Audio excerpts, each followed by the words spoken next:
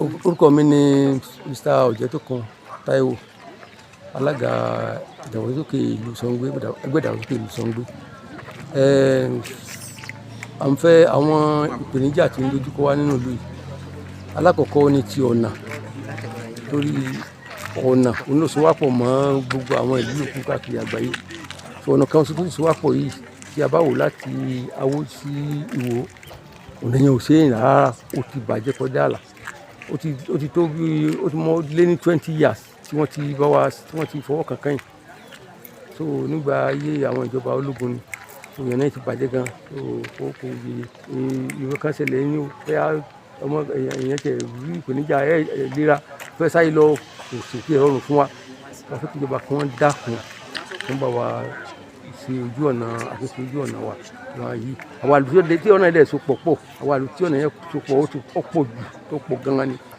Ẹ lè rin 1 kilometre ṣẹ́ẹ̀fì kan lọ tí ṣẹ́ẹ̀fì máa dé wò láti Awó tó kán dàpọ̀ kan ṣàánú wa nípa ti ọ̀nà. Lẹ́nu lórí ti ẹ̀kọ́, wọ́n ní mọ̀ pé ẹ̀kọ́ ó ṣe pàtàkì pọ̀ jù.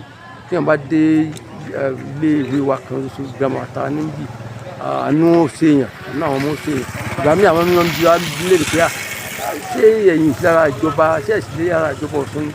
Ó gbogbo tí wàá rí báyìí, ó jẹ́ pé ọwọ́ ìjọba jìnnà tó pọ̀ sí ilé ìwé yín. Ẹ̀rí gbogbo àwọn ilé yàrá kàwé ó ti wà dilapidated, ó ti wó lulẹ̀, míì ti wó, àmì ọ̀jọ̀ míì ti bàjẹ́, gbogbo orúkọ ti bàjẹ́. So irú yàrá tí wọ́n ti máa ń ṣe exam ìlú ìbáyẹ̀kọ̀ ọ̀lù yẹn ti bó tó ti kọ́ wájà. Bí àwọn ìjọba kan dàpọ̀ kí wọ́n bá wa ràn wá lọ́wọ́, ó kọjá tí agbára wa lè ká láti ṣe. Tíṣà ò tó kan fún wa ní tíṣà, àwa aláìsàn ń dáwó jọ tá ń gba títí tí yé ṣe tíṣà láti fún àwọn tí ó wà ń bẹ̀.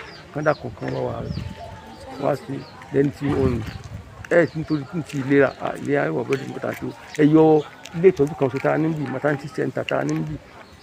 Ló ìjọba àwọn náà bá wa tún ṣe, àwọn náà bá wa tó gbogbo ẹ̀dí tuntun, ṣùgbọ́n ó kàn di tuntun ni, kò sí nǹkan kan nínú rẹ̀ bí nǹkan tí wọ́n máa lò láì tọ́jú àwọn tó àfẹ́ kí ìjọba ìtọ́lọ kí iye tó débẹ̀, ìjọba Oyètọ́lá àwọn náà bá wa renovate ńgbà yìí.